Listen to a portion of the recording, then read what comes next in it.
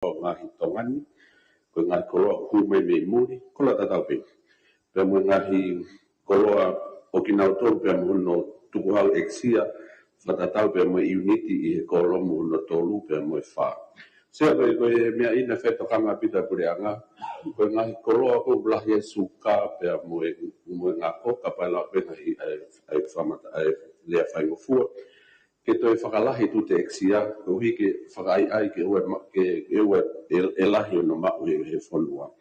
Aia wihena hange koe fruit juice, aka pākoe fu I wano no hiwa tahaua hi wanoa, ai nei lalo, koe ngahi inu meri e me ngai whai akau ia ke kehe o kuhu mai ke whanua, pia koe na whakanafono fwai pepe mo no ngahi tu te eksia, o fotu ke hiki aki o lunga. Pea pehe foki kapai wakai hange ki o lunga, ko e piskete, pahi manoa ua, pea koe piskete ko ngahi I tongani, ai koe otu whika tolu, o se niti peni manoa ke kilo, ai tu te eksia, ka koe piskete ko hume me muri, o ku pāngai e ua. Koe toko ne te sea ke uhinga ka koe kotoa ngahi ririu koe ni, koe ririu whakapatseti pe I taim na fotu ai patseti, ke hiki ake ngahi tukuhau eksia koe ke ngai koloa koe ni o kukai ke fumoe ke reke whanua. Sea koe mime ko te whito mea ki fo I whatonton lao koe ni sea fotu atu.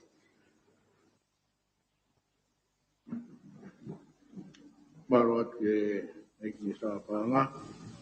Nga mea mai e wafonga tonga tapu ni ma. Tapu me sea ke hoi komika kato. Sea maa koe ki whatonton ben, mui ben I mea koe ni na o mai mea mai he minister lao. Ai ko matatau katoa ni o mea hoko koe kupu tolu si, a koe ni ke kāsete, a koe ke whakariri uia koe ni ko mea ke kāsete ko toi ase u mea. Kāsete puri angatonga, a koe ni ko u mea koe ni. Ai koe uriri koe ia sea. Kono ua pe sea koe tau mua whoke o mea koe, ngawa teki he tau mua. Oe la koe ni, mahino ki te whokwhai teke I he te whakone tuku hawhinga ke mamawha. Kako te whatonga I koe ki he ngahi mea kou whai he siasi mo ngahi mea ke o kai peke tuku ia. Kako o kue sia ai o te sio ke ngahi whamiri, kako tui ko mhako e poimbea ko hake heni. O kai ke tonu ke whenga aki ngahi kupu kehe. O kai ko tau whenga I pe o hiki ki o lunga ke whai pe kakai tari mo ngahi mea. Te sio ki he inu meri te whatonga ngahi hufang he ngahi mea ke hoku. Le o kei lahi pe ia. Ka koe lape o ke ai koe uhi koe kongai nia. Ka koe tui kono tau I koe mea koe ia. O whatonga I pe tau ki mea ilo e wheituna ia. Ko sio pe o ko koe ke loke whena pasi mo whui lao o ksai pe. Ka koe ngā koe lape o ke tukonga koe ia sea. Ka koe poupou at koe ki whatondon pe sea. Maro hako whai whimai noa ki ai e tōnga koe ni, o kui ai e lao katak. Whatonton koe na ke mea mai aki. O kuha I he urake, tolu, ai mea koe na ke mea mai ki ai. Ai e ko pau ke kamata ngā ue ake ai tūtu uni I he aho oi kasete. Tonto ia. Maro.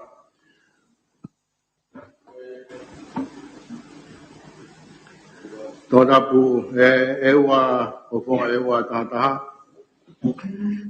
Malo sea.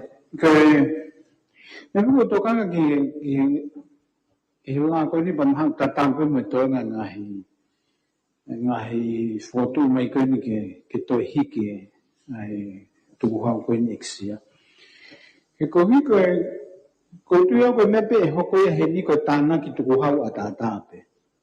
He koe mea koe ni ki he ua, hangi koe whakatapu, koe mea whakaurunganga whokia. Utau si sepe kono hiki ngai koa ni o kai ke ni hanga ia lili o urunganga koe kakai hin whika ke ni mo kai. Ka ko me hoko ia I he whao ngai la koe ni ke tau pehe koe uhinga ke whakasisi hono ngai aki. O koe ki utu ia whakasisi ia ai koe me pe hoko ia ni koe tau toi tāna ki atu kuhau o lahiang e ngai kolo koe ni. Ka ko te toi tau tari mai koe nofo ia I he whetu ke.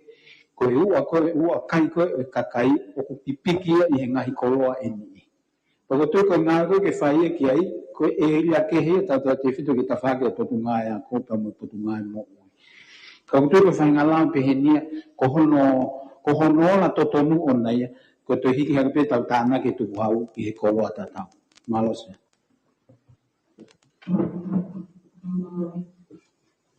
Tapi saya dapat komit ini, saya vai tau rea tong, ông sayang ai tau noa no fon noa, tau ki ai he, tau fe popo a kei te le mo programa e pon ngai ako le mo programa e pon ngai mo ui, tau mahi no pe tau fato ngai ki fakasisi, a no ma o he kai ngai ngai me to poni ka mo na kau o ki kai te kau le le mo ui, alo se. Mai Mr. Moe. Sia tapa mai fitona ka mai o me mi pai komika ka to. Sia hane pe ko e tutun ko ni ba tutun ya ko ni dai Australia mai sia e tau fa panga ko ni ko si o mai ko ni. O fa be o sia ke o mai e whakaukau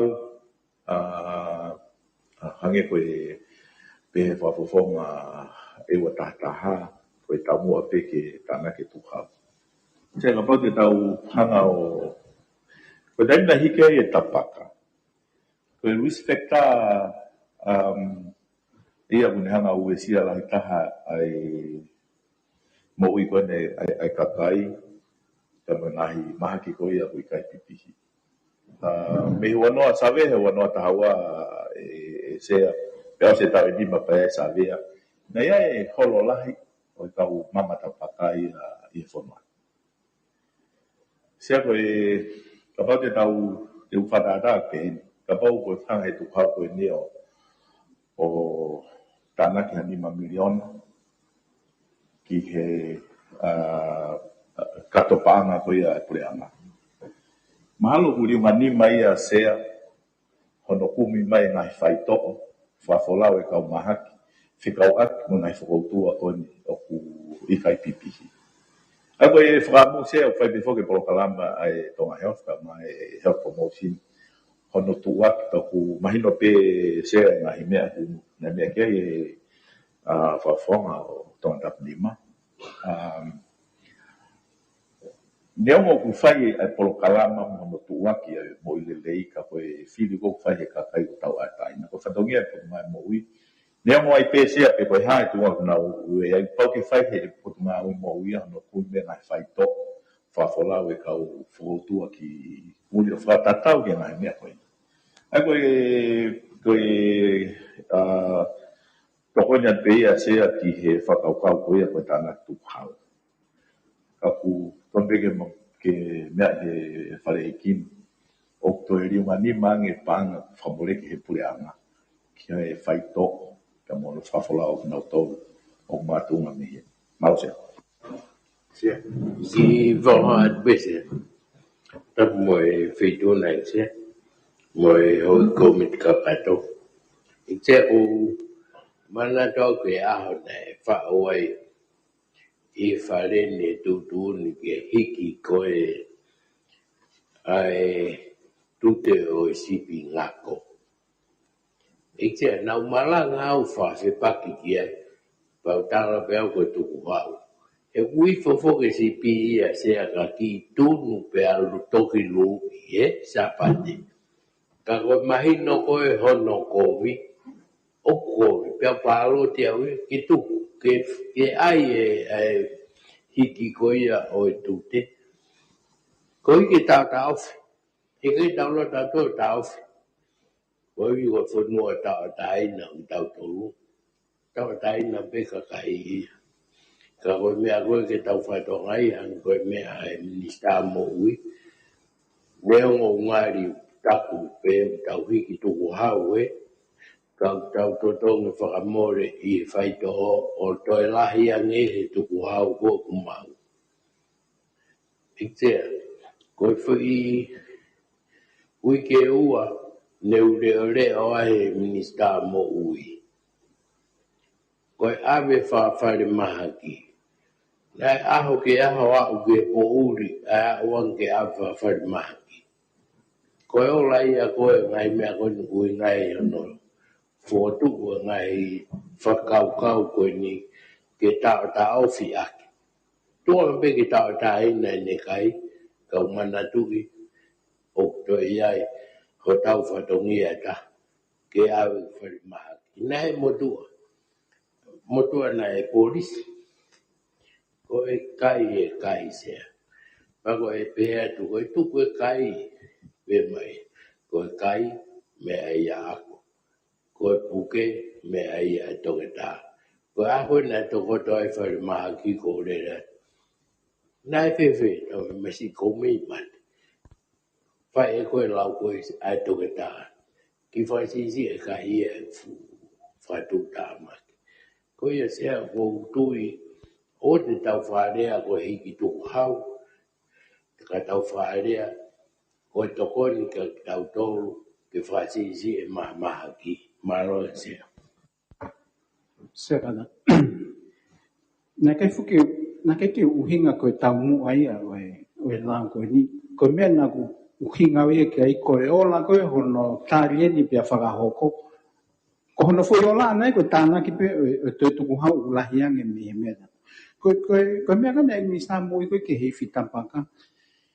O koe ke ulau i he report koe nuku o mai hape hea u holo i fitapaka. Ko mea ko whātoka ngai au, ko hiki ana tō e kau tapaka ia, me he tapaka koe ni koe ku ngāohi, ke he tapaka tonga. Ko koe fu maa ke ti lahi au pito a iwi tapaka tonga ia, ua ui ki muri hono ame. Ka koe ola whuki ai whahinga hiki peheni, te tau hiki rewa me he mea koe koe na uinga koe ke. Ke whatontona te, sea koe ku whatontonu sea, na o si whai e savea. Me whai savea koe he waftaha ua. Pise te wahiwa koe ntolo, ka mama tapaka. Koe savea koe ni tai koe na hike to tonge tapaka. Mea i koe whare nia sea mba me whikuna. Nai he panga nima, koe tai nimi mahala koe puha winfilau panga e wafia. No nau pe whai i savea koe waftaha fitu, nai holo pise te wamu. Koe hika ia sea ufaho haa atu, nai whai e savea whikau aki mo ngahi mea ke o kawe mama tapaka. Malo sea. Tia malo pe e whakatontonu ia, sina ko inga koe mea koe ni koe fufoi mea whaka ekonomika tu uloa e nia ai hiki hakoloa o ku kaipe ke uesi ai a hono fie mau ana i leste ke timande ki ai. Koe mea kou whaho, ko hiki atu. Koe inga ne whatontonu e misa mo ui a ewa tata. Whekau aki pe mo mea au toi malanga mai ai. O kapau tari e whatontonu, ai mista moi o evidence based na sfai ma mo fika ai to me ai ta ai fika at mo me a was fatonton malo se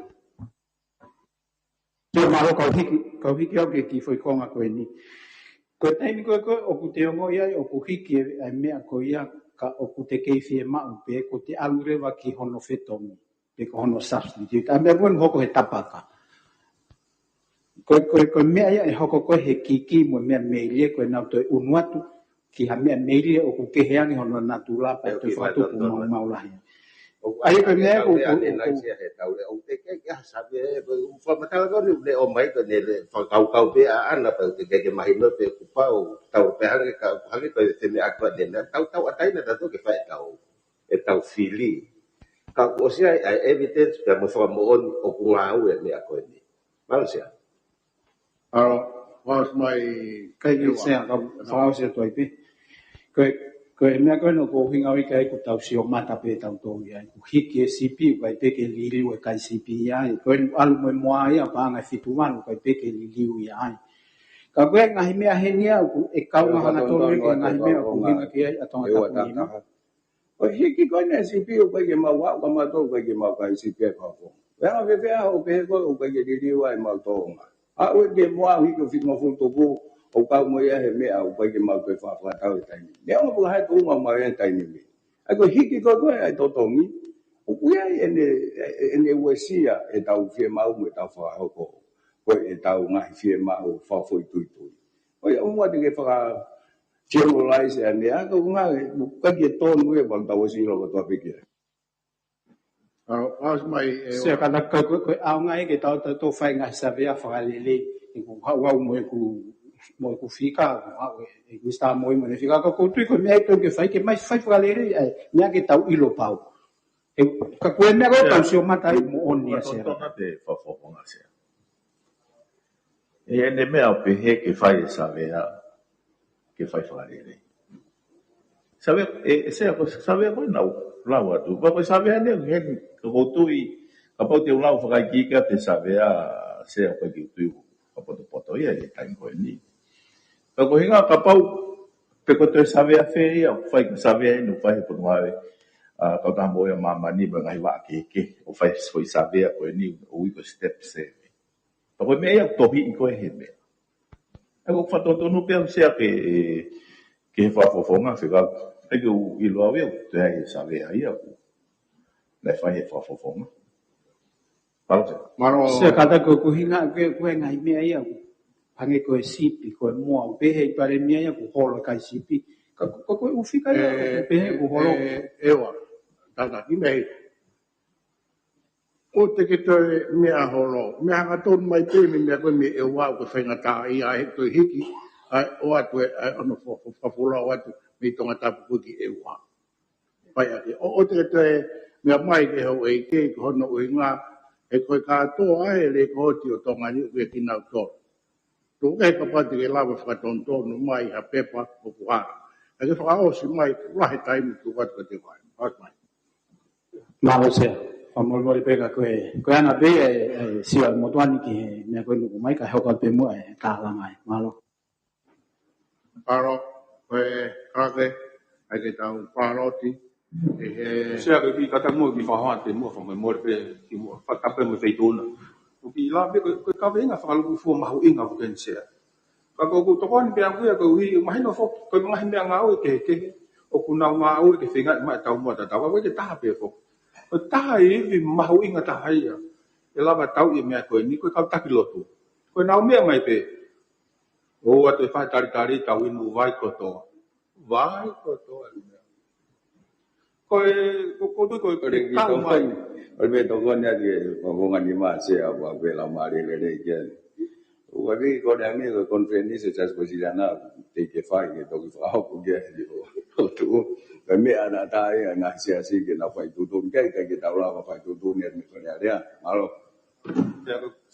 Tapu mo tapu pe. Ko tau ko ke ni ko poi ni ko tau kotoa o holistic approach.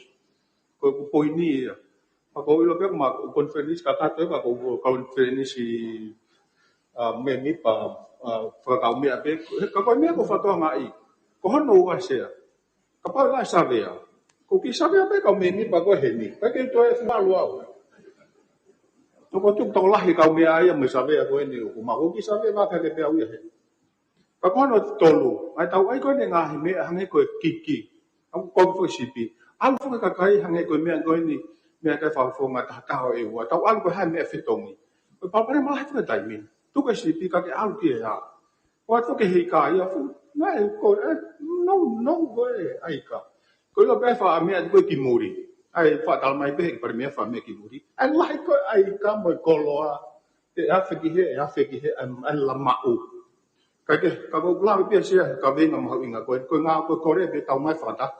Ko nga me nga we ko nga sino ke ko tau ka fa ta ko tu. Lava tau e me ko ni. Ka mo ku sabe a piloto hen se ma. Prake, pahatau lau po hai o pune tari. Ai, o tōni, o tontonu ke tu hau e ksia ua no ua taha. Ata ko heke monima. sel pia o mlan fasi asa kwalu ko joni to e mista na hi ngawe la lahi mista guri e mista to tai mista moi mista bana e ton paremia e mista la mista ngoe salini ani splinis kala ni val to fili porque to ko fu matolo ta tolo Hoi au kai ke loto ke tari ai, o tōni kani ka ata ko heke monima. uiga ha fahalo to pe se Maro, tau o atu ki he tūtonu whatotonu ki he tūte kastomo. Ata ki hoi ki komite, wata pe ke mou whamama, mou whatokanga atu, tauhi mai ho mo whemea aki e tunga o e lao. Ono inga ko taim ko mo whamea ai ki he loto, ko e tōna ha heni, ko e o whai whikau heni, pe o tonu ke na mea haki mo ki nau a whai maha na mea, pe ka waki mo ta whako ia. Ko e tauhi mai ki tōnua, o whai gai ai whakatontonu o tute, pe mo tōnua ko ia o kia e kastomo. O katu ke e mista banga. Tapat ke whituna sea pa mo e komit eiki. Hange pe ko e whaha ane nai ko e toko walahi ne whi lao ni te ko senatari. Aku e ngā pe sea ko e lao eksia e ne whakatontonu ko e. Ka ko e ngā hiriri ta tau pe ko hi ke na whetau laki. Pe mo e lao ko ia ki he kastomu. Pe ko ki he tute sea. Aina ku haa pe he kupu whakamalo e toko nia te pire. Tapai me fbeko ngahi whakakalakala si tatau pe o ngahi koloa tatau.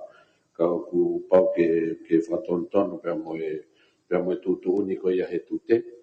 Ki tatau pe mo e whakatontono ko ina whai ki he eksiase o ngahi koloa tatau. Pako whamalo atu he whakatokanga e whituun.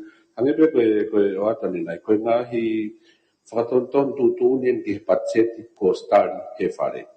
Ai aku hange nai watu he paremia ka ma e kisamu i ko tau mua he patseti ke toi mo ile le yang e fonua pe ko taha pe nia o ngahi mea ngaue o ngaue ke pule anga ke ko ia ko fili ke ma ngahi kolo o ke mo ile le pe o ku ia le no ki totonga ku ma lunga pe mo amanaki e si yang e na whakatau pe ko ko reatsia ka pa te fotu a kita ia ki he ko sirio ngai siasi porque take ngai siasi to foto mai kita te ki foi lao ke fai a ke ngai mea ko ia pa pa ke ngai mea itu akai foki mai pe atala no ai ki foto ton a tute mo lao sia maro Aro, tora pu ne ma mai. Tau mai sia. Lawe te koe konga ko ni ko me te tau pe te kupu whatontonu ki he kupu kaha tolu si i te tau pe kaset koe pureanga tonga. Ko hono ua, ko lawe peni ki he mea koe neto ki lau kai minista i he mea koe ni. O ku mahu inga, ke osi koe o tau o ku wakai ai u mea koe ni. O tau kahai tau mua, koe u mea ngā ui ki ai. Hanga lawe koe ni ki he mea toko ni mo e mea. O tau si o ku alo pe hike mea. Ka koe ke ngā ue, ka koe uhinga i koe e whinga ke pakai e sino ke heke tau whinga o ki ko hike lawa ni koe mea ta. Mana tuak sia. O kai fwoi tau la koe ke rehi polo koe whaka ai koe o ai koe no rehi polo ai koe ni umea toko ni koe i tongani ki asia i hange koe maa. O ku ai fwoi lao ki ai pau ke rehi polo o ai o tohi koe hai mea i loto koe he mea i loto he mea toko ni koe as. O teike koe lao koe aku os whakotu. To kai ke whakahoko i. Ka koe ngahi mea ia koe unau whila lawe i ki heni. Aia koe fotu peke te whahasio whakaluku fuange ke u instrument koe mo mea ngai ki heni. Ko hika tau whinga kātoa. Kai lava tau i au i mea koe ni sia. Pala.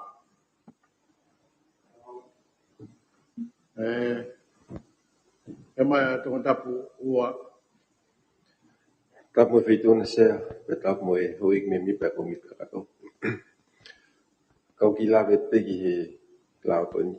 O ko popo peki he tau mua e lau koe ni ko hi koe mo ui lele koe ai kakai.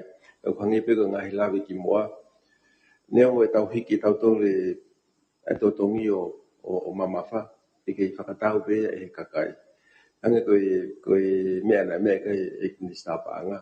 Koe taha pe nia ngahi whounga ki he whakahoko ngau koe mo ui lele. Ka kotui o kui kai ki whiunga. E koe uhi e hiki pe totongi o ngahi koloa koe ni. E kei whakatau pe he kakai. E koe uhi ngā pe e nau whakatau ko no kei tuku mahi whare koloa. Ko tui ka pati tau whakau ko e hawhonga ngeta. Hangi koe ni ka pai ki tau ofi hono o mai pe ki whakasi hono o mai. He kei ki toi ai ha nutolo ke o kakai whakatau. Ka te nau hata ke rewa ke ngahi mea tokon mo uirele ko tau whakau ai. Koe natula ia o tangata tatu ati whiti kakai tonga. Ka ia i pe mea ia koe te nao pe natulia o mai neongo a hiki hono totongi. Ka kotui ka poti tau tui whakau kau hawhonga taha ke whakasisi a hono o mai. kai ya fe ka kai ka mia to ko neta ko tu ma hau fai mo fu wale va pe a ngai tau ngau ko no fai malo se Me mai pandemia, Kalau saya mau kembali tamu itu na tamu memi pagong ikakato kai ko gi fatonton na pe ke ya to tap ni mana pe ko gi fai le polo kata pe na gi fatonton na nai ka me mai to ta kuwa o sile le polo me to go ni mai ko me i to ngani se ko pe gi fatonton pe le ko ti malo se se fa fa ta bu ka ki la na te ke ko la pa ko ma ko te apa fa ta fa mai muri ko sa se le polo ko hai me lo to ko ma ko tu fa nge ek pare mi ko ke asa me be ko ma ko polo ni be ka ki asa malo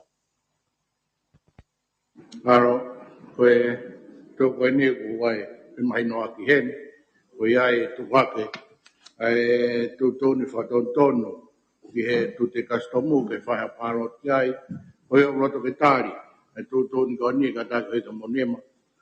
O hako whakataha ai ni pia mo e tōnga koe ni o kui ai mo whalerei, o pau ke kamata ki ngā ue tu tōni koe ni me aho o e kase te. Ke whakatau aku mo ia ki ai, ke whakatonton ko ia. Maro. saya lo dia ya kata fa mo ko fa ton ton no ko ka se ku a tonga ko ya malo Maro. Kake. Lau mai ai paro tipu hak ni tari. lo dia ya ulam fase sa kwalo se pagod ni to ne la ko i focus malo e mi sta na la la mi sta ki muri mi sta to tai mi sta mo ui e mi sta banga e ton paremia e mi sta lao e mi sta mo e salin haines please kan in bot to fili e kino pre ti bakano lo to ge to mo fulmani ma Maro oia i kai ke loto ki ai, kada ko i ka monema. uga ha Tari e tuntun ko ia, maro vitu. Ko hoko ai kata te tau ki i toroi ai kumita kato. Maro.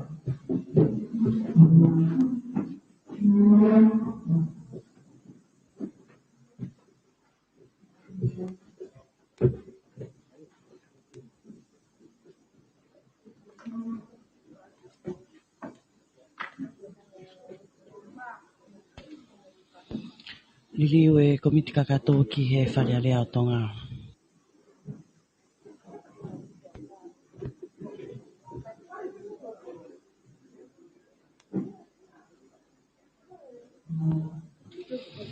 Pea ko e anga ia tu o tainimi ki malolo whataimi ai whare o tonga ngai whimea aki ki he hiri ambini te tani ma pe wanoa mi heni ka koe anga e tu o koe ngai whimea aki. Taim ta tau pe o tokoni mai ai kautaha mo ilelea tonga pe koe Tonga Health i he taimi ko ia o ki i malolo whataimi ai whare o tonga ngai whimea aki whe mao pea o ku kore mai he Tonga Health ke tau tu mo tatolo o ki i whao i he tainimi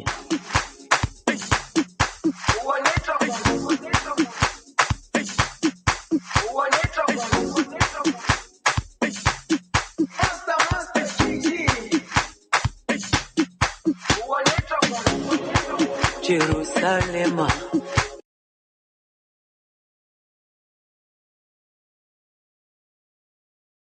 uhambe nami zungangishilana Jerusalem ikaya lami ilondoloze uhambe nami zungangishilana dawo yami ayikolana buso wami awukolana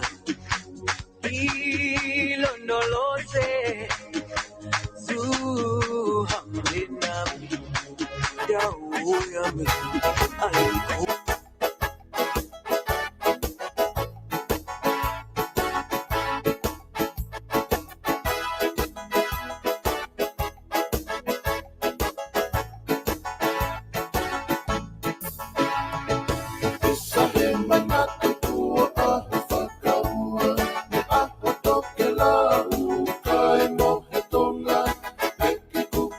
alu moe vai koloma loma.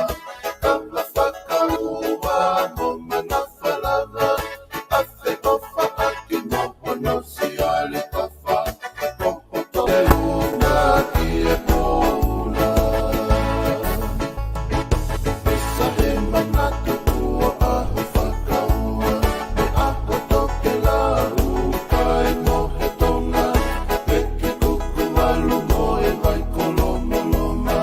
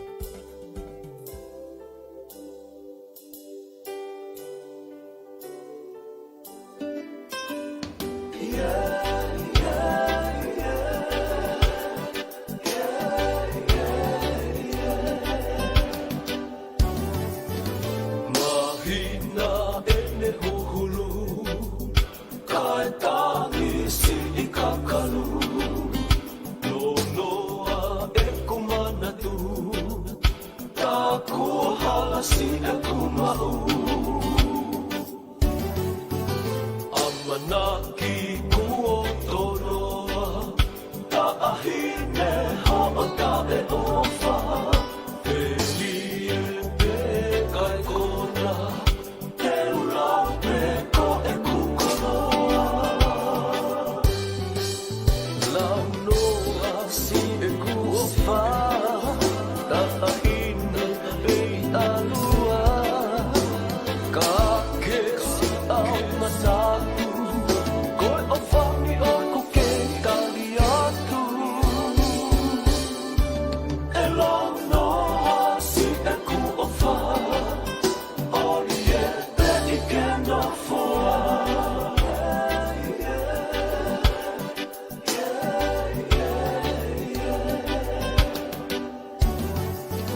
mana tu ke kuohi he me a whakamamahi isa e ke ilo ia mai ka ahine haku mamahi mahina ene hoholu ka e tahi se e kakalu no noa a e kumanatu ka ko hala si e pumahu lau noa si e ku ofa tahine te I alua ka ke au masatu koi o whani o ku ke tali atu lau noa si e ku ofa ori e pe I kendo foa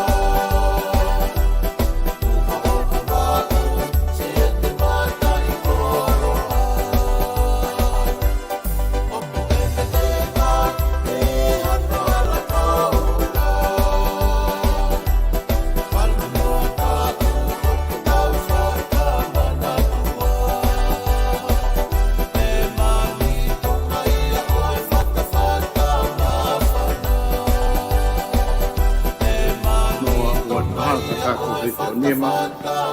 Siapa dia di bulan pasti saya kalau ke bulan itu dan dia lagi kau fokus malam minister ngawe lalahi minister kimuri minister tontai minister mui minister banga itu pandemia minister la minister moe no perti bakano loto ke o iki komiti to mo fulma fa Koe ke loto ke tari tutun koni ada kai koni ma. ya wahala to ke ikse Malo tari ya. Tau hoko tu ke tutuni whatonton. Whikaua ke tukuhau e ksia wanoa wataha. Me mai e kwisapanga. Tāpēc me whituna sea pe whamara tāpēc matai, te ke tokon mai ke whaihono whakakato ngā hi whatonton whakapatseti koe ni ku tamua peke he rerei ai whanua. Koe whatonton koe ni sea natuna tatau pe kupu pe ua, ai koe whakaitiki pe ai uhinga, pe mo whakatontonu. Sea koe no whataha pe nia ke he ngā hi lolo ki he wakapuna, pe mo ngā hi lolo whikau aki pe. Ka koe whakatontonu pe ai aono whakaolu i whika ki he eksia. Pea mohono whakfotu eksia fo o. Oku mea i pe he wharesea ne o si fotu mai pe ai eksia. Ke hiki ki he ngā ki he kolololo ke he. Ka kohono whakatontonu ne ngā e lolo wakapuna. I he lolo tonga ni o ku neonga koe whakotu weni sini te whitu noa ki he rita. Ka o ku ia pepe moe standing order pe koe tu uni o blotonga tu ke whakaata. Ai koe ngā pēnei fu mama whaapito arange koe whea moe pe moe tiki te wakapuna mo ngā hi. Ka koe whakatonton pene te pirese. O ku natura tatau pepe moe whakatonton mo hoko sea. Ka koe ke he pehe koe mea pe ko siulai tau ko si. Na Kamata mai peko siulai ta bosi mo kamata ke makape hake koe ai mama fai lolo o laka he panga tolu. Pena fai de vai e toko ne pureanga to ki sente nima. Ai koe whakatonton koko sea me no whatatau pe. Kai alhifo pepe me he se ni te fitu noa ki sente ono. Ki ngahi lolo koto, ka koe whakatonton, ka koe ngahi whakatonton koe ngahi lolo o si talia. Ka koe whakatonton pe nia ke ngahi lolo wakapuna se. Otuat. Torapu.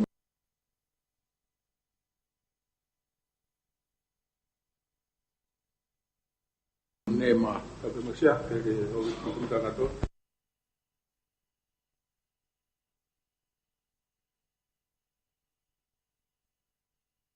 Pada ekisia pensiono, koe tika kolomu, koe honoa, koe ngani koe kehe ai whakapalangi, kai ke kakato e whakatonga ke te tamu e whakapalangi. Koe konga taipe lolo wakapuna.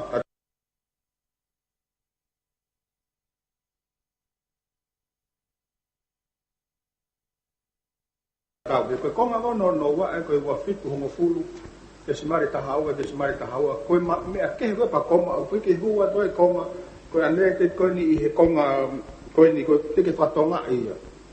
Aku as koe ni i he hongo fulu, i whakapalangi ai koe ai ki whakahua toi koe hano whainga whakatonga koe i rea koe ia.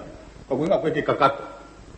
Ai koe whatontonu atu ai ki whakakato ai whakatonga koe ia koe kina te tamu e whakapalangi se mau. Me mau i mistabanga. Whatonton me wako ni.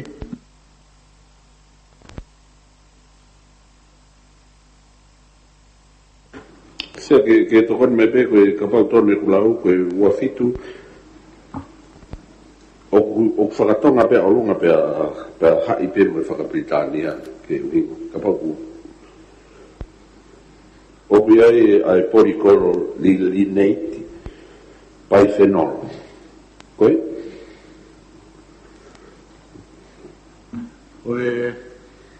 ua fitu hongo folo tahua koe mea kehe. Kape mo iksia mo e fitu. Ai koe unleaded koe ke ase whakatonga. Ai koe konga e puri. Ai koe koma pe ia. Kana te mhere whakatonga e pa koma pe tuua. Ai koe konga koe ke aluhifo ia ki kana tatap marle.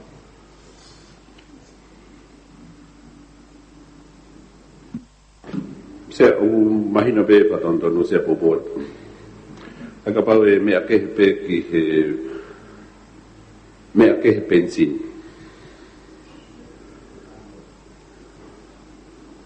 Se mau mahino ka be kono nga koe lolo ba punau kehe jet fuel kehe unleaded fuel benzini e kalasini e ke deu tono beno tu kwelo tonga se malo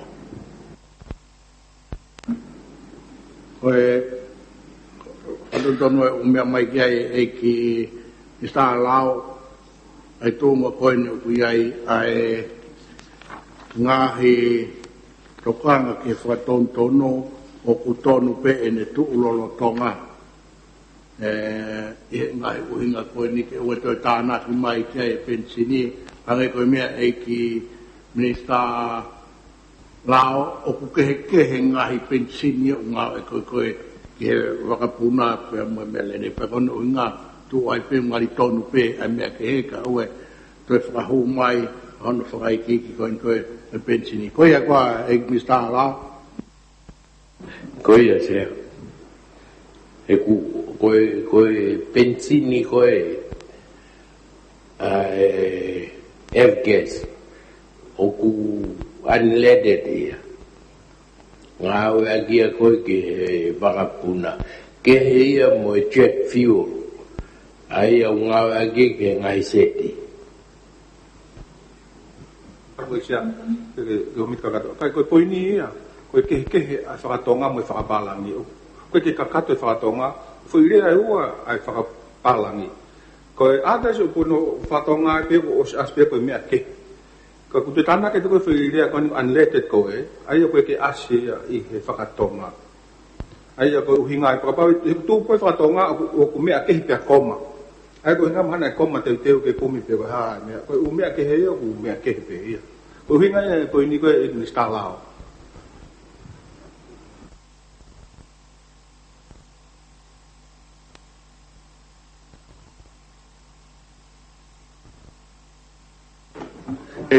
Sea e minista ngoe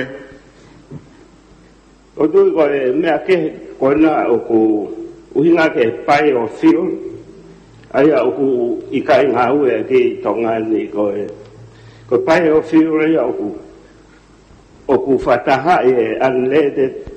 Pea mo e whahinga lolo ia o ku ikai ke iai e whahinga kemikale koe. Koe tau mua ke whakasisi e mau i koe a takai. Ka koe kong mahino ia ki he mea kehe koe o i kai koe benzini pe ti solo. Koe ia pe malo. Malo, te loloto ange mea mai e ki minista ngoe e tūnga koe ni o e whiringi aki e lolo pe mohono. Ke whewheha mea mai e ki minista ngahi ngāwe lalahi. E tūnga koe ni ono whakawhai keke, o e lolo pe mo unleaded, pe mohono whaka tūnga koe ni koe, o e whaiwhi mea aki kei me he whakapitania ke whakatonga. Malo. Malo sea, ia tu pe ke apeto koni he mea mau he motuani. Umaina o pito pe ai rei ku koe pulu. O ku ia ne wesiana lahe o pito ke atakai. Ma mea i tō tako tō pe mau vai koe aloma i e taimi koe. Nei hoko ia koe mau lahe ke mou ia kakai. Koe unleaded sea ku malo koe o gai ngai misini. O ngā ngawe re rei au pito unleaded taru pito ngai misini koe na tō ngai mai ki muini. Ka koe lead fuel o koe ngai misini o ngawe re rei ki ai. Taru pito ngai misini ti solo. O koe popula hea tue ke whotu koe ni. Koe ke lava whawhai ke hei e ngai mahui ngā o lolo i ngai whitu koe mtaton ke nau ngawe ai. Sia ma koe tokon peu maui motuani. Ka koe unleaded o tokon au pito ke environment ni. Mala. Sia whakatapu tama pituna kumikakato. Tuka whakatonga e te au. Mea ke unleaded ana i la e ta i. O Islam, malo. Saya kata kawan semua si tokoh ni siapa ada. Tamu itu nasi tamu memi bagai kita tu. Kami pun foto misalnya nai apa IP pensi ni. Ego anle de bukan utawang lagi pausa. Dari tahu ko utu ko pensi ni anle de. Apa itu hak IP anai lah. Anjur na foto mah itu atap ni mah ke forma hino iko anle de. Kalau pensi ni mahal orang ko hinga dia tamu aku ni. Ang ito na fotoan mi sapa.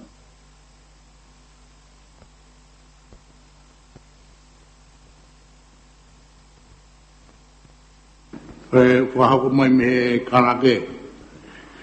Te whahano wakai na ia rea tonga na ngāui ak. Ki unleaded. Tonga tapu nema. He kai ke tāri ho fui whakatonga koe na. Whahano wakai, hoi ai o tuat, i komunika katoa koe au ne tāri, Tapi tamu feituan ago mo komunika katoa, ago hinga e tuku e fui whakatonga ke kalake ke ntu whakahau mai, koe? Koe fui whakatonga o mai, ro tonga whai maha ono wakai mai, koe whakatonga ki unleaded. Pea i hene pehe o mai re waia, o hake re waia, i he mea kehe, koma, pe Hawaii, ai ki fo irea koe ia koe ko pehe.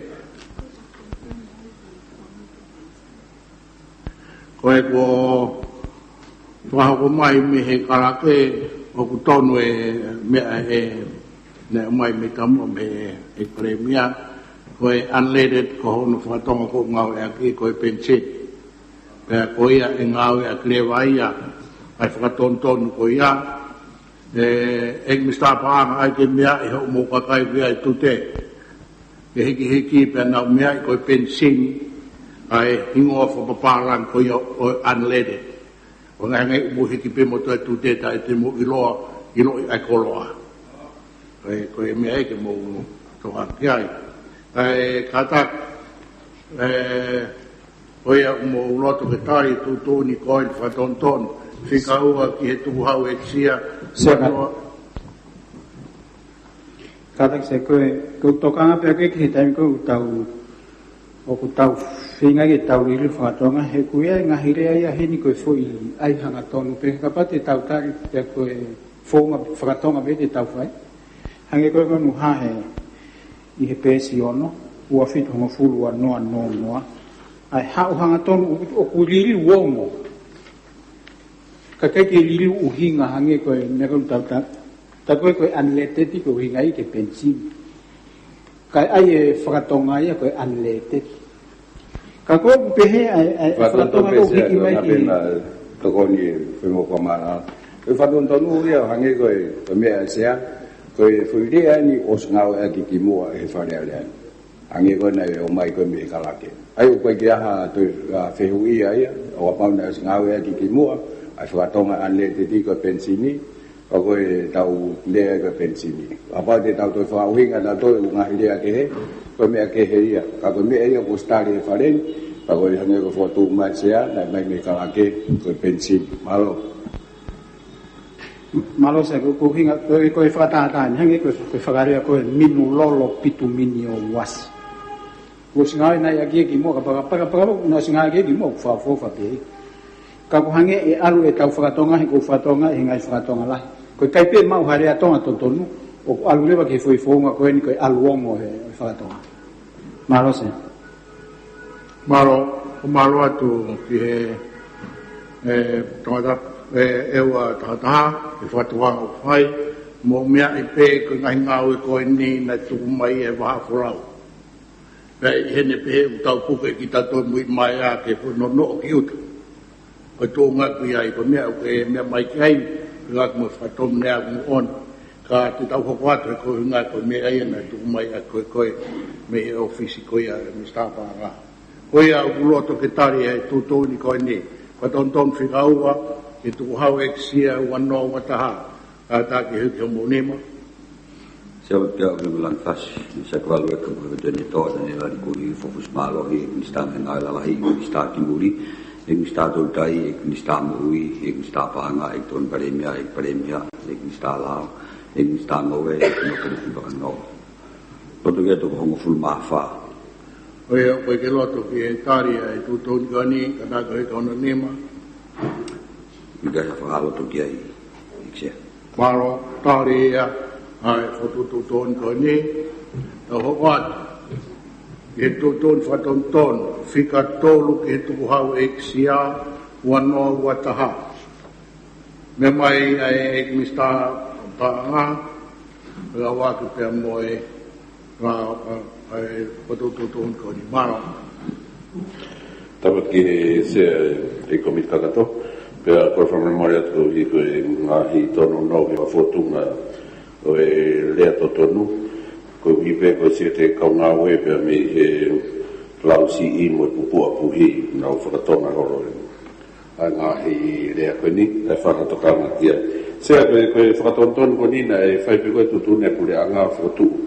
Aini ne te ose no pasi, pia ne toe kamata ke aruhake ai lolo ke olunga i siulai e tau ko sipa ne toe sio ke pure anga o koe ui koe tokon ke whanua, panan toe tutu uni ke toe holo hifo koe ki e eksia o ku ase toe pas vesi ono, tut eksia, ai koe fui diriu horope koe unu holo koe ai eksia ne toe holo hifo ki lalo sea, ai no ku o hape te pide he pesio no pako ki ke he pe ia mo really fatonton ko na tau fo mai ai se foto watu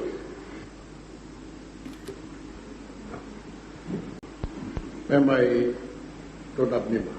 Kama sia le komita do sia ko di fatonton mai pe ku kaha ku tolu si o ke kasete o kawa toi la tonga mo ka wi foi pe pesio no ko ku tatau pe ni mo mea koe ane nai, e koe ua whitu hongo fulu koe nta haua, koe nta haua, aia ai te whikatute ua, ai koe mea kehe pe pensin, ko hi ke na kai ke lakau ia mea mau.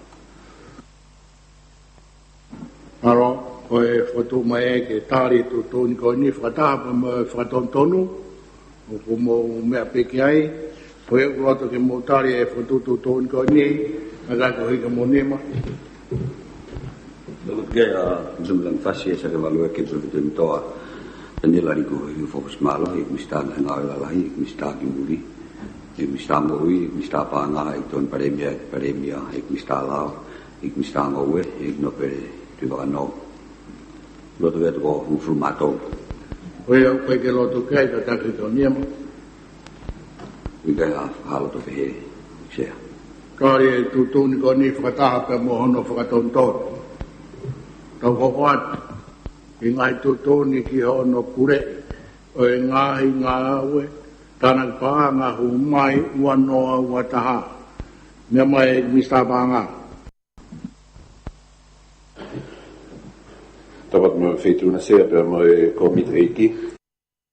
Sea koe te whtoi lao fo o koe ni, koe na e tāria he e whare, pia mo hono whakaiki ki ko ia a hono ngahi whakauhinga, pia mo e uhinga koe ke toi rei ane a e tānak pāanga, koe ngahi tautea, koe ngahi whaunga ke tauhi ngai whakamatala, pia mo ne ngahi ko ngai ana i he urao ke, ane koe lao ki he tuku hau ngawe aki, pia mo ngahi mea whaka elektronika ki moini mai, aya me huka toa mai i he fotu tutu uni koe ni, pia no whakahoko ake ai lao tānak pāanga.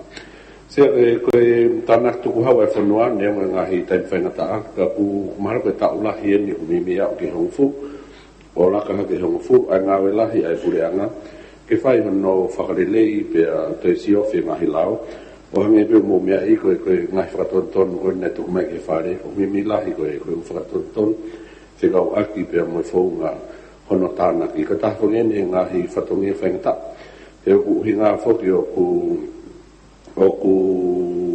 ku i koe kaua e pāna, pia o ku mahu i mawhau ki he ngaua e pureanga, ke lawa ke tono e whakafuafua e ngahi mawhai, pia mo e whaunga ke whakahokorerei a ke tānaki. Sea koe manate motoane ni kei whakatongia i he meitua he pureanga, i he panke na fai e sio tawatai na ki he Pasifiki pea ka taingo na sio e ki ngahi mawhai tāna paanga he Pasifiki ko tonga na e kau he uluaki aia koe hono whakamaka koe fo inima kana e wha po inima a hono whakamaka koe atonga koe maka kakato koe nima ka koe taha mea na e whai sio ki ai kurunga koe wawe ai tau mori liu hono hanga he pureanga o whafo ou ane ngahi lao tūtūni ko hika lava ke toirerei ame ne tāna ki pia kuha pia sea koe taimika koe na e whai e uraki whai na taa whakamamai lahi koe he ekonomika na e holo me holo ai paanga ai pureanga holo ke me ofi ke pesiti ke vai ua en holo ki lalo ai koe lai nene wafma fitu kake mai ke wafma hiva wafengufu pe ko ne la lawa re ke hanga pure anga fakare le la hine funga tana ki pe ko ne ta tau me besite tahavalu o pang fakakato economica fornua pe cross domestic product tan ko ne makape man fakake ke mai ko ia ko tana tu ko hauna e to me foki be over ori nga ua ai ne panga tana ki le panga hu mai kana ene kakare me besite tahavalu fakakato economica o aluhake ke peseti e uato. Koe lolo tonga ni se o ta ununat ke peseti e uanima. Koe sio koe me tu a hanu wakai he ki nautou tau ke ian he malai koe ni. Oku kau atonga, pe moe ne funga ngā oe, i he olo poni ang he Pasifiki. Sea koe fotu lao tutun, koe ni koe skare whare lao. Ka koe tutun nien koe o fotu mai, ke mano whakai kik, ke tohoni ki he potu ngā oe. I hono whakakakato se pea o kea manakere pe ka pau ki ata tokon mai komiti ke tari hangahi fotu ke tokon ke toi rei ang ai fua whatongia pea ka pau ko toka maari pea fotu atse Nea mai tonga ni ma Tabe sea o whatondo lua e pe toka tama ke toka maari e koe tika tata ke kupu taha kupu topsi mo te taupe me kupu pesi ono ai me te taupe koe ai ua fitu hongo ai temi fika tute fika ua mea kehe koe pea alo e pegi pensini ma te mea maange e tongatap ni ma e whatonton koe na ko whe koe pesi pesi lima ai taha kutolsi fatonga kasete aho kasete pura tonga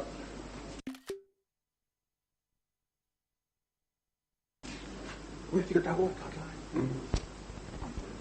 tahuan iya ko lawa te fica tahuan se fa mo ko fica tahuan ko ki lava pe ki lava lu fo pe ka toki alu hifo ki nga ko ini pa po tu ma ko me ma inga be i u me ka to ula ko ni ke nga o ha ki ko ai fonga electronica ha ko website ki mo me te e ko lava e ni hina na o feinga mai fa hu na nga report nga report nga o ai tu mate website ia mo internet i ke na o feinga mai ko wai pe ke fa pa nga fonga nga ko to fa ta mini ko hi ke papapau pe uma au e ngai fonga ko ia se sai ko fatonton se mahino pito ke hu mai ko falere pende atu nga lao lo tonga ta tu ngai fatonga na tol ko ni na ko ko kau ta vi to pu na fa fonga ta vi pa ai ngai pa nga mai fa hu mai ngai fa mantala ko ai fonga ngai ngai ta ta la la ni ka ta hai ki e fatonga e pito i hen ko nga uluaki pe se i he pe mo io pe mo ngai fo mo se ko konga ko fa ton tonu se ko ngai fo mo se ko fo tu atu lahi au pito en fe hala ki pa ko fo tu atu fa ton ko to u fo mo ke ka tak to ke lu fa ton ko to fo mo ko to ko fa ton mo fa pa langi ke me ta pe mai fa ton mo fa ko ke sai me benanga fe kam hana e me ko tau fo mu ka to fo tu fa ton ko to ase o ku fe ma ke fa ton ko to ko hi ke fa tonga fa pa lang ke na ta ai ko gula fo ko wa Mea te sea ki he pesi ulua, pesi fitu kata. I he tu ngagona o e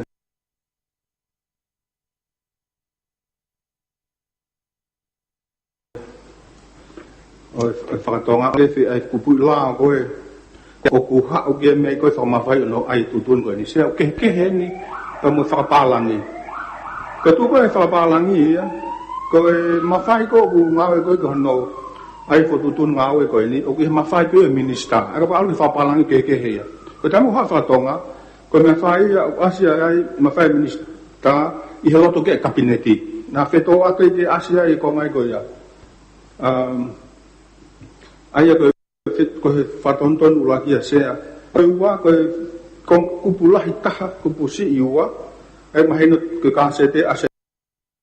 Saya koe ki kol pamala pe ke whakonga whika ni mat. Ai mange ai koe kupu kone ke toko silau ki ai. Ai ke koe whapalang koe whatonga. Koe me haka ai koe pesi ni kara. Pesi, ai koe pesi fitu whogeni e whatonga. Ai ako i hono ngā eke ngahi mawhai ko whaki he kupu taha noa fitu, e lā kono pure ngahi ngāue tāna paanga humai wanoa wataha, o ku whauai he ministra o tonga kina tāna paanga humai, me tu hau i he loto ke kabineti o ngahi tutuni ko eni. Kupai alu ki he mea whapalangi, kaki na tatau na ua. Ko mea tāna ki mai i whapalangi, tāna ki mai i whakatonga e kabineti. Ka werani o hauai koe ki he whakapalangi, o ku mawhai pe o e ki ministra. Ai au mau koe tau lao koe whakatonga o kure. Ai koe ke koe fuki te tau tai na toheni ai lao whakapalangi. Ai au pa te tau nofu pe tau tolu o mahino o loto ki ai e pa konsen ki ai kabineti. Koe tu ia tai nimi koe tutu ni. He koe ia koe tutu ni whakatonga foku o ku te tau o whakapasi. Koe whakapalangi au koe ke kau ia he effective koe malose. Tapu fitu na sia mo kumdata ko ki kore o ke minister lao ko fe mi aku tonu mai mafai he tahno fitu o ku i he minister pe minister i loto ke kabineti fa mo mo ko hiti fa ton lo u fa mo mo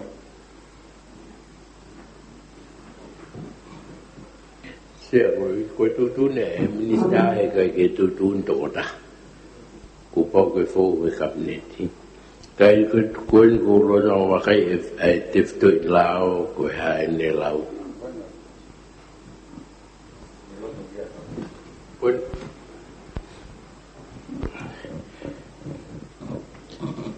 ai kun ni fa to nga ai kun ni to nu ya se ko ya o tono e me ai ki sta ha pai ki e whatonga le whatonga kai uma foki a hono liriu o hono fotu umai e rea pe mo tohi whatonga tonu ea koe tounga koe ni koe o ha mai koe Whakabritania i he pēsi o no ko tapang pepe mo e komiti e kini koe cut and paste pe fokeni o ngawe a ki ko hono o hinga ke whakatatau inga e whima o koe ko kui ai. Pea i ne pehe o hake ai koe e tonga tapnima, me mai tonga tapnima. Pea, ki foi kati e nia ne tau ia pensini, au tonu ke hao e mea. Ako ririo te pe mo whakatonga, mo whakapalangi, ai ako e tū koe whakapalangi ia. Ai e hao koe osipe kastomu, pea with the approval of cabinet, ako foi konga ke hu mai pe hokoto e pe toenga. O hike na tatau e Ko betia ki whamarala mai mua. Koe tau alea e ni ai tutuni whakatonga. Au koe alea e ni tutuni whakapalangi pe koe regulations. Koe ki anape he kai ki tau hiki ni mai tau tolu ai lao whakapalangi. Koe lao koe tutuni whakatonga. Koe ki ka pai tok whamarala mai ka ke ka wanga pe e ku. He tok lama rewa o toki whahasi o ia ke whakapalangi. Ka koe whakatonga te tau hiki ni mai. Ai au pau e li liu hange ko mai noi pe mea kia tonga tapni ma. Te tau to hiki ni mai whakataha pe hiki ni mai whakatonga pa ke pe whapalangi. Kai pe ke kore whamalala mai sea me o kau ngawe malo se. Sia tau pe whatapu mo komiti lao. Saya ko tau whatonton nuan ko la ko ni o hau whakapalang whakatong. Ko te mini ku hala e patonga tonu palangi. Te mini una wheto aka ko fotua tau al ko ni o ku mau whakai loa mo ta whaaki o ngorea. O mau ilo ai ko mau lo wheto aki. Ai ko tu ko ni he ko tau lao pa whakatonga mo whakapalang se. Ni ngo ko he pa ko pe foku mau mista lao ko ha ne me ka ha me o pa ma o koe te kakato he whatonga o koe to kon mai whakapalangi ki ai se. Kadi ka puto tono ko tau ngau e wharearea nia, ai lo ke tonu he paki lo ua. Alo. Se, tape me fituna.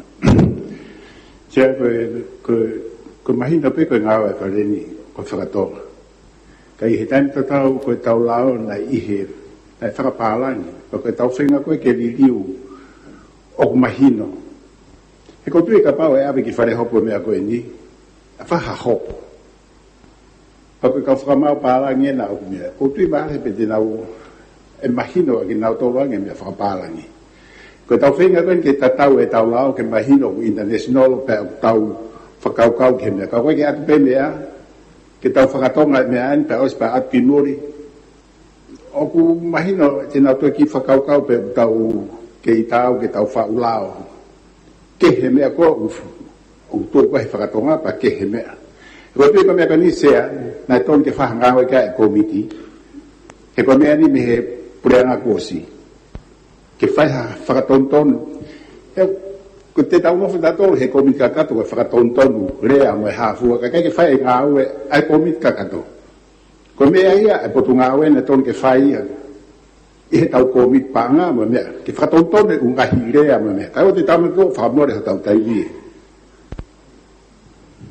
Maratea. Aro, ko maro atu e ke whime ake, mo mahino pe ai whime ako ni, pe mo whakatontono whai, ka kumone au pita, mea mai kai, ai hau e ki o tonga tapu, i he tohunga ngā ue ko ni. Ka ko tō mai foki, i loto whare.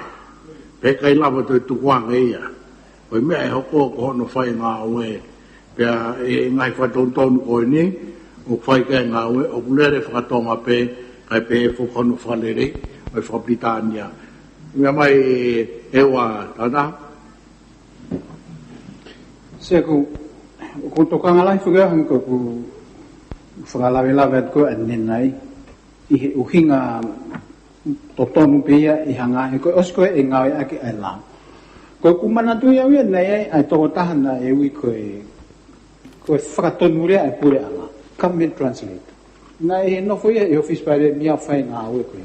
Koe taimi koko hao ai koe ki he ngai komiti o hao ai ki he whale. Koe whakaofo ofa atu e whakarea whakatonga. O ka pau koe whakatonga koe ki tau ngai aki. Ka komia ko mana wasi kai na osiang e tau tari ai ngā hirea koe nu ngai ki pia liriu e rea whakatonga ia pitching English yang e koe rea kaupapua mo kaumanu atu. Kau tau loto ke tau ho tau whatonga mutu o mo he rea tonga. Pe tau foki o whai ai whakatonton ko tonu ke whai, he koe mene na tonu ke mau ia mo mau ko o hange koe, tuku au e whare koe ni uku mai ngai mea ku mau. Pe tau o peo whatau whatongia ko hono tari ma kai tari, hangahi lao o mai. Ka kutokang alahi sea ki he, ka whai ku tau alu pe taimi he tau tari e whakatonga, o wā mama o e whakapalangi e mo whakatonga. He kono moni, koe ulao lahi hin koe tau kopi mi he ngai mea whakapalangi. Pau o mai o tau hanga tau tau whaire e whakapalangi o sai. Saya malam siapa dia? Saya tahu ni kubukian ni lau kumia mereka lewat tata. Apa kubuat ku tolu kan? Tahu hokat semua agak fale. Aku buat apa matolnya saya lagi foto mereka ni tu antap lima. IP consent cabinet. Main of the big tali regulation ni apa ke fahu tali cabinet.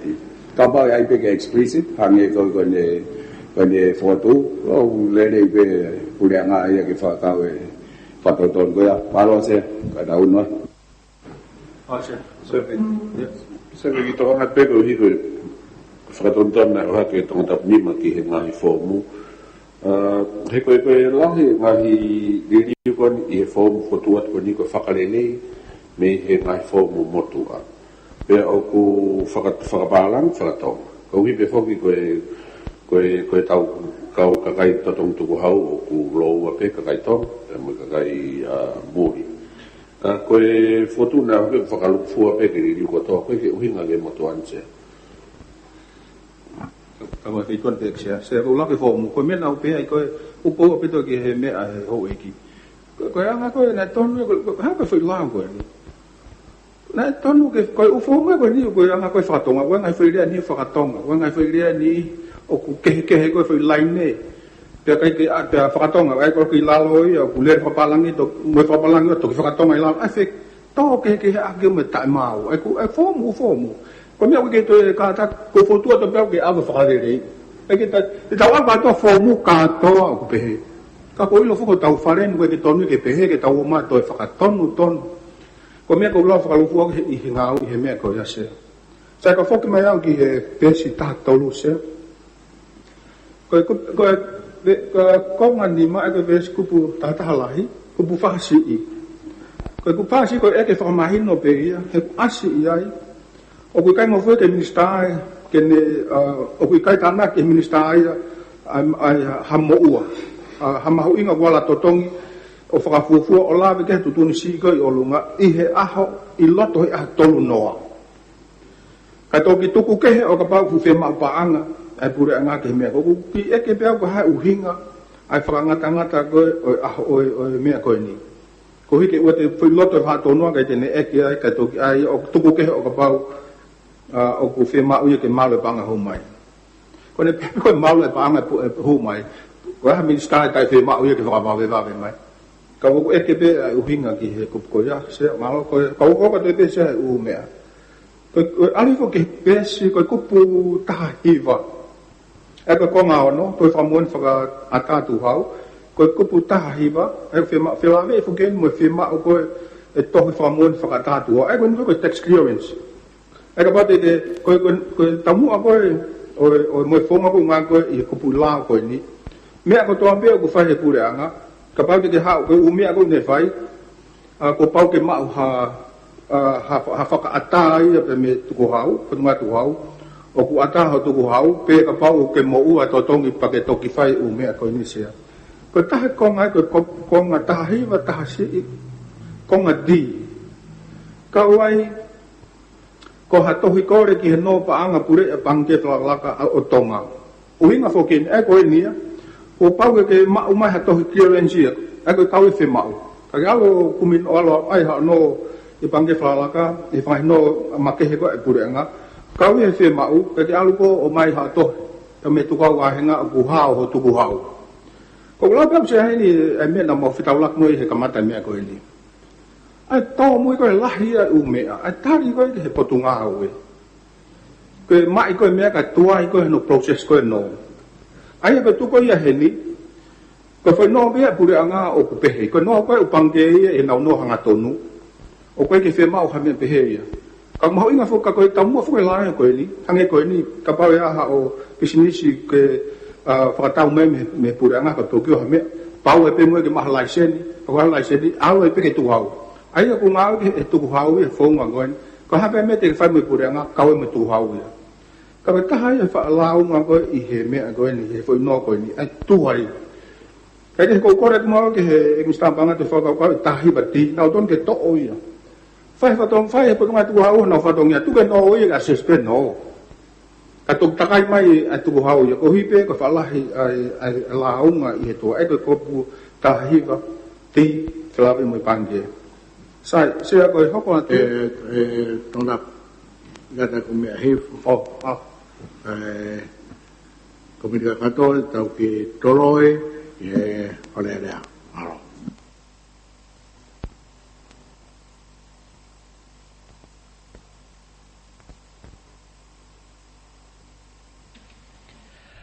hange pe ko yana mo me mai ki ai toloi ai fale ki he wa aho ata hoka